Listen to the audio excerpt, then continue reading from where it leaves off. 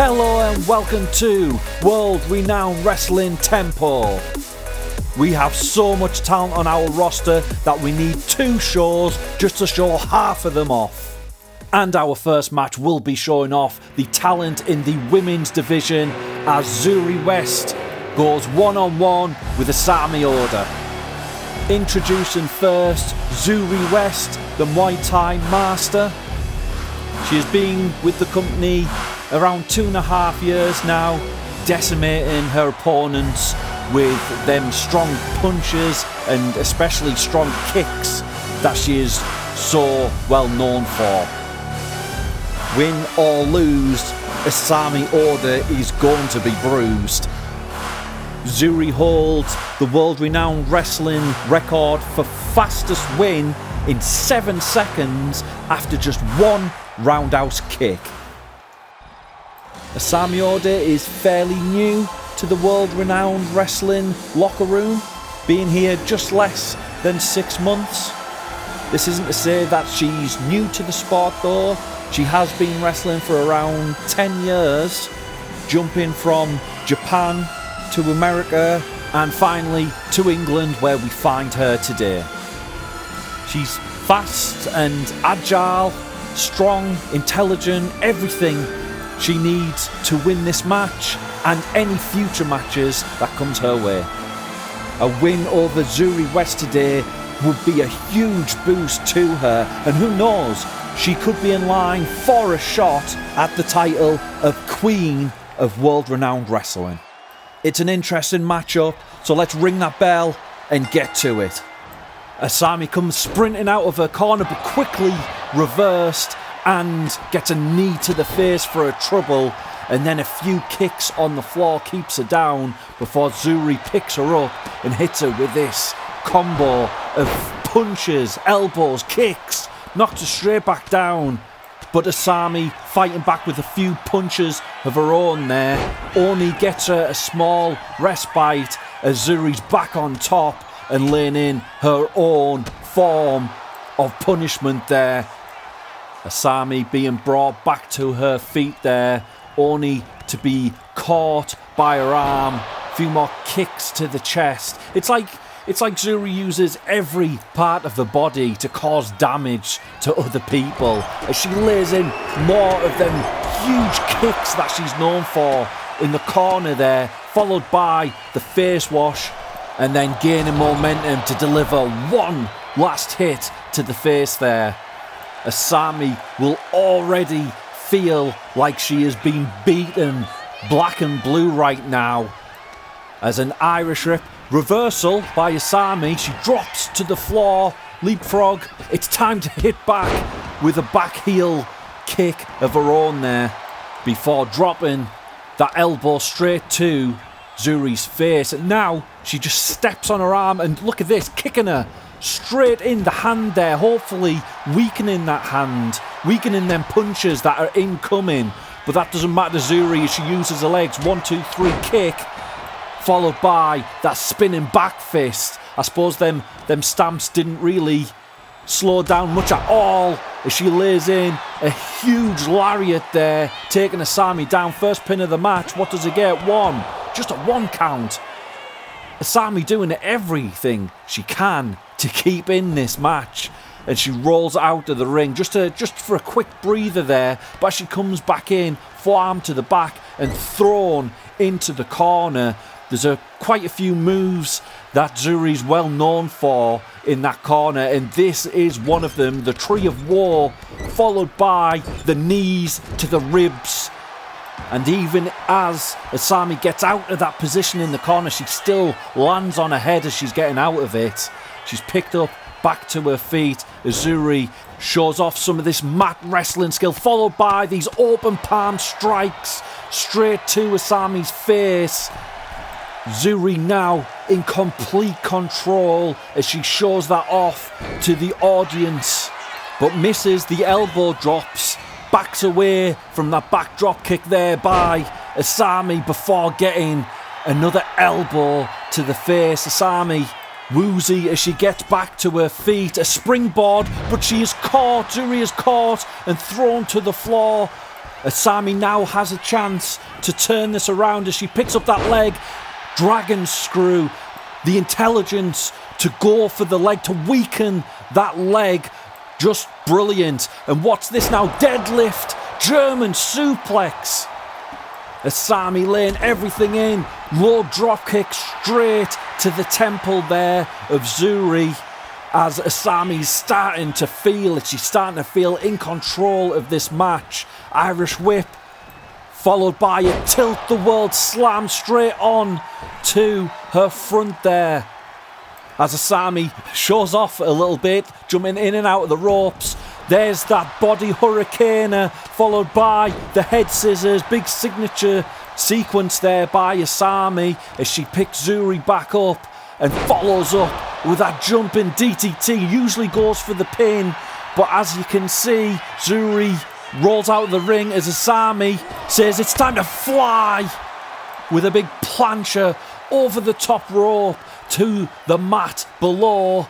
Asami not finished there though. Zuri is brought back to her feet and a bulldog face first into the mat outside there. As you can see, a lot of pain on Zuri's face there as Asami goes into the corner and she celebrates with the crowd.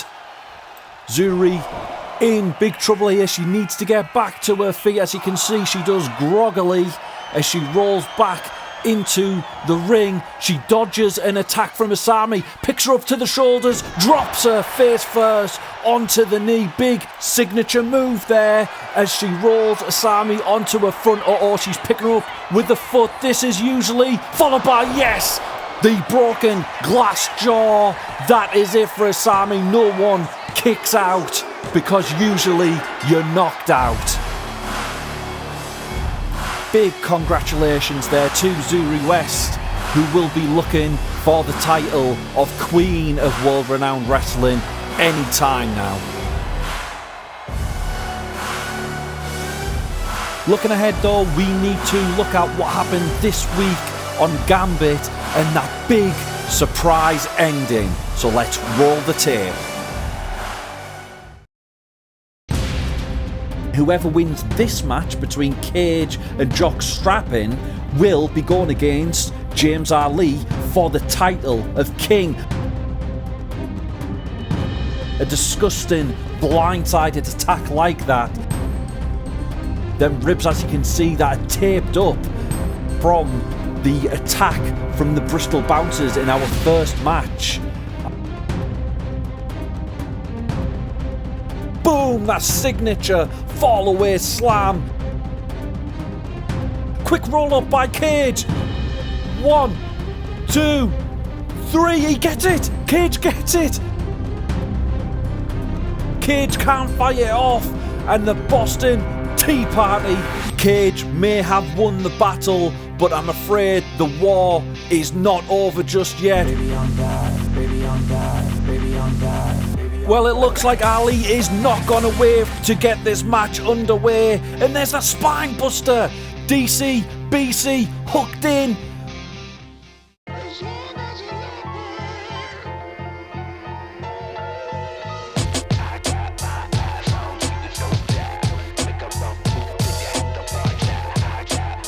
The Street have been everywhere and they have done everything there is to do in pro wrestling.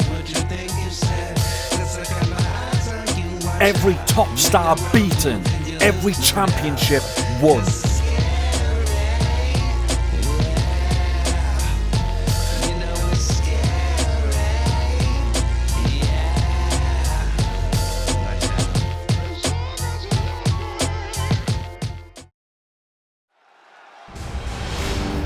Yes, the Street attended Gambit.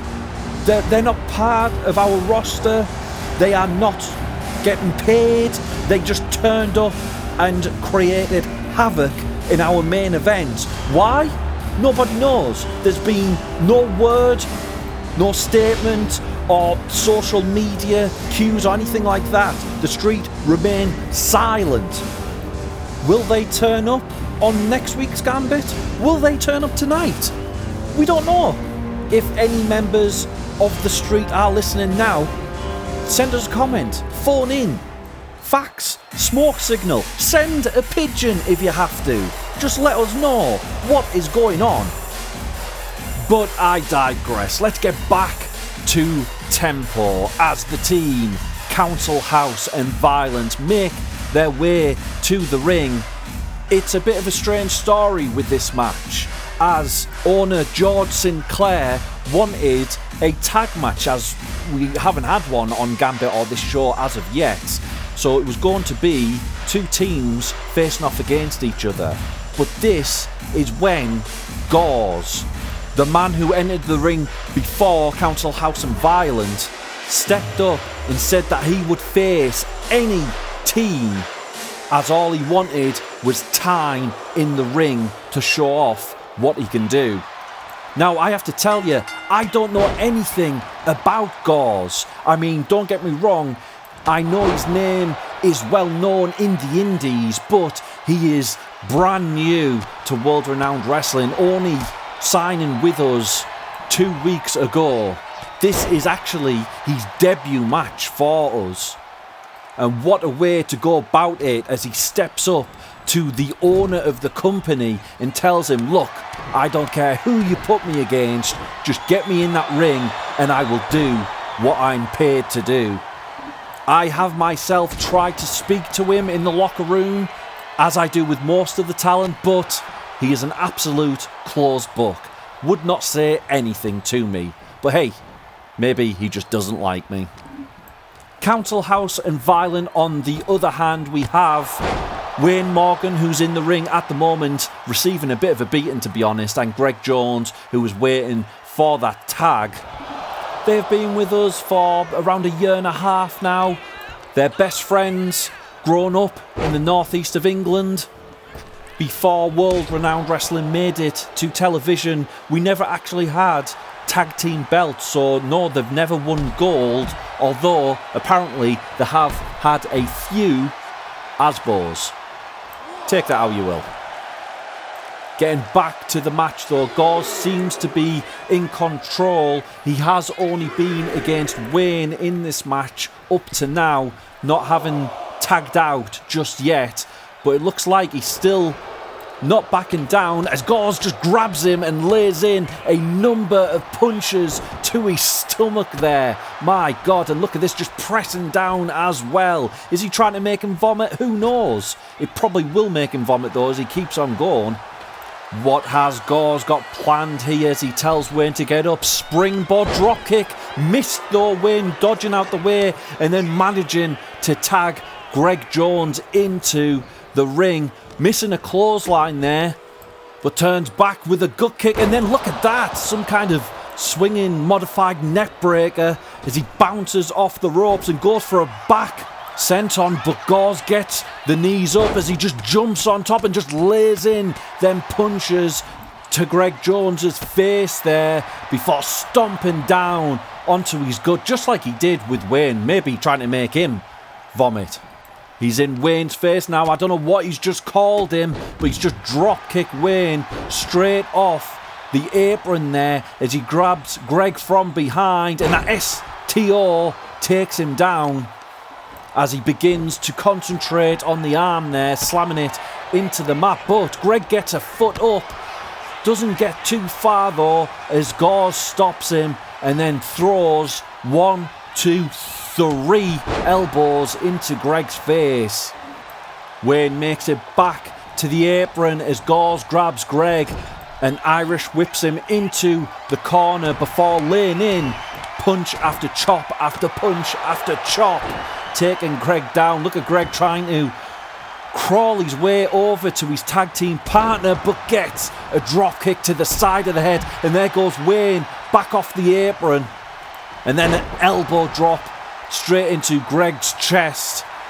Gauze now stalking his opponent as he pulls back his arm. Boom! Big lariat taking Greg head over heels. And as he rolls out the ring, it looks as though Wayne is back in, trying to put a stop to Gauze's momentum. Drop kick stopped, and then a stomp into the gut. What has Gauze got planned now? points the fingers, and another massive lariat taking Wayne head over heels this time as Gauze jumps on to the top rope and flies, hitting that diving headbutt head to head there as Greg makes it back into the ring. Kick reversed, and then Gauze wraps him into the guillotine choke. Wayne is nowhere to be seen. Greg has nowhere to go, and all he can do is tap. An absolute great showing there for Gauze in his first ever world-renowned wrestling match. I'm sure he'll now have a few eyes on him as he continues on. Well, we know world-renowned wrestling is still very new to TV, and many of you will not know about our stars, so we have decided to put together this new segment. Want to know more about the wrestling stars you're watching week by week? Well, welcome to Pre-TV. Daniel Cage is now one of the top stars in world-renowned wrestling, and at such a young age, he has a bright and successful future ahead of him. But this was not always the case. At a young age, Daniel had to be taken from his mother and placed in the care system. Only wanting to go back to her, Daniel lashed out at his caregivers and was bounced from family to family, never staying in the same place for too long. He changed schools often, sometimes due to moving homes and sometimes due to being expelled for fighting. When he turned 15, he moved in with a family who were huge pro wrestling fans. Daniel soon joined in with the interest but wanted to take it further. He joined the Jagger Pro Wrestling gym and began training. He stopped fighting at school and became a permanent member of that family. He joined world-renowned wrestling at the age of 21, and by the age of 24, he had won the title of King. In his free time, Daniel Cage has set up a campaign to help bring fundamental change to the UK care system, which provides support for young people. Born to an Indian father and an English mother, the Ali family was subjected to a number of racially motivated hate crimes. James has gone on record saying when he was around 10 years old, he felt true hatred for people in general when his family's shop was looted during a riot. He said that his parents worked harder than anyone else in the city, but they were subjected to the worst misdirected abuse. James decided not to follow in their footsteps within the family business. Instead, he wanted to use that true hatred to carve his own path. He joined the Jagger Pro Wrestling gym at the age of 16. He joined world-renowned wrestling at the age of 22, and by 25, he had won the title of King. Although James can give them enough money to retire, his parents still own and work in their corner shop 7 days a week. Welcome back to Tempo, and as you've seen in Pre-TV, the rivalry between Daniel Cage and James Ali goes much deeper than world-renowned wrestling. They trained at the same gym, they've known each other much longer than world-renowned wrestling was even thought of. And I'm sure that rivalry is only going to get stronger as they fight for the title of King of world-renowned wrestling.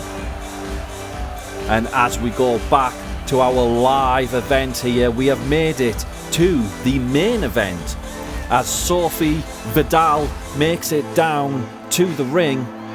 She's been with us now around 6 months, made a bit of an impact in our women's division. One of a small number in the locker room who were not actually born in the UK. Sophie is actually from France. But don't let that stop you from liking her. I kid, of course. Now, if you're one who roams the internet, you may know her opponent.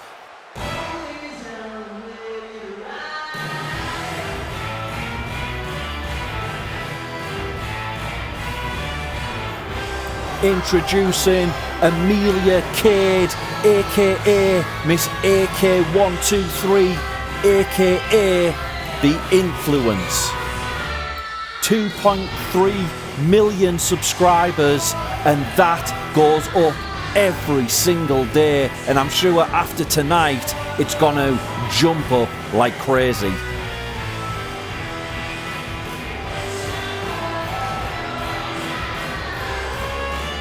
She is in fact more popular online than every single person in the locker room put together.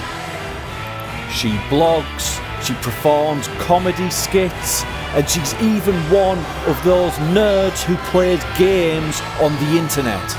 Please don't tell her I said that though, because she will kick my head in.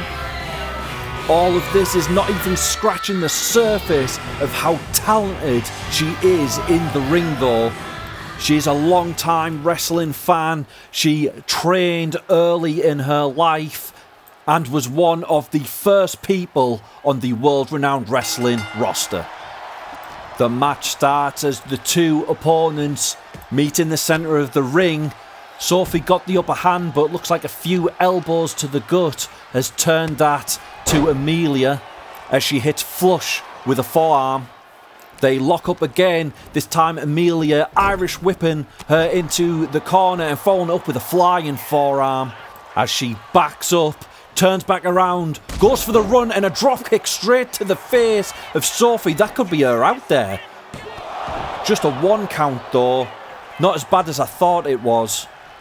Amelia going for another lockup, but Sophie ducks under, and look at this, the cradle into the pin, gets a 2 count, reversed and reversed again, backwards and forwards between these two women as Sophie needs to kick out, follows it up, missed a clothesline and gets hit with a drop kick. Amelia brings her back to her feet now, locks it up and hits her with a scoop slam before kicking her just straight into the spine there. The momentum is fully with Amelia Cade here as she picks the opponent up and throws her into the corner, following it up as she grabs her as in a headlock and drops her down with a running bulldog before climbing up on the turnbuckle and celebrating with the crowd, which I do wonder how many are there to see her do what she does in the ring. It's not as if she has kept quiet that she's going to be on tonight's show. It was all over her socials that she was going to be in the main event as she tells Sophie to shut, but Sophie rolls into the ring and hits her with that surprise neck breaker out of nowhere. Sophie going for an elbow which is blocked, and then she takes a stiff kick to the jaw. Amelia back in control as she pulls her opponent up to her feet before dropping her down with that Russian leg sweep. She is just not letting up as she, big stiff punch to the face there, knocks her sideways, and then a Hurricane Rana, grabs the legs, goes for a pin, 1, 2, and a kick out by Sophie. Great manoeuvre there. Amelia showing her agility as she springboards straight onto her back, hoping to find the mark without looking, but it has turned bad for her as Sophie gains the upper hand. He's a clothesline, and he's another one. Cade goes for one of her own, misses, and Sophie hits her with a kick to the jaw, receipt for the one that Amelia hit her with earlier on. She goes for a pin. Referee gets 2, just 1 before Amelia hits the kick out. But then she's drop kicked straight in the face. Once again, another receipt for the one that Sophie suffered from earlier. Chinlock applied, and look at that, standing on her head, showing off to the crowd a little bit herself. Does she not know these are Amelia's fans? Well, maybe not all of them, I suppose, as you can hear the cheers as she busts out the guns. Sophie in charge now as she grabs Amelia by the hair, but once again Amelia using them elbows to get out of the hold. She has a DDT straight into the floor. Amelia is absolutely enjoying herself here as she gains the upper hand once again, and there we go, there's the vicious side of her as she lays in punch after punch to the face of Vidal. Irish whip by Amelia, drops down. What has she got planned? Tilt the world, but what's this? She keeps her up, drops that knee straight over her neck. Signature Amelia Cade. She keeps on the offense as she brings Sophie back to her feet before Irish whipping her into the corner. Sophie gets an elbow, buying her a little time as a springboard crossbody just misses the mark. Amelia managing to jump out the way. Cade hooking in that straight jacket, usually goes for a neck breaker, but Sophie manages to punch her way out, only to be grabbed by the leg and tossed to one side in that dragon screw type of move. Another kick to Amelia's head though, and here comes a quick comeback. Elbow, and throws Amelia into the corner only to be reversed. Amelia dives in and gets a kick straight to the head as Sophie vaults over the ropes and fires her opponent back into the corner. Feet up by Cade, followed by a head scissors takedown, beautifully executed by Amelia as she picks her opponent back up. It really feels like Sophie is on her last legs as she's hit with that tilt the world gutbuster, and Amelia says it is time. Is she able to hook it in? Yes, there it is, the 1 million sub face reveal, and that should be all she wrote. 1, 2, 3. An absolutely fantastic match from both competitors there. Amelia Cade coming out on top. And that is all we have time for tonight's show. Please join us next week for Gambit, where hopefully we will find the answers to all the questions that we're asking. Thank you all for watching. Hit that subscribe, hit that like. Good night.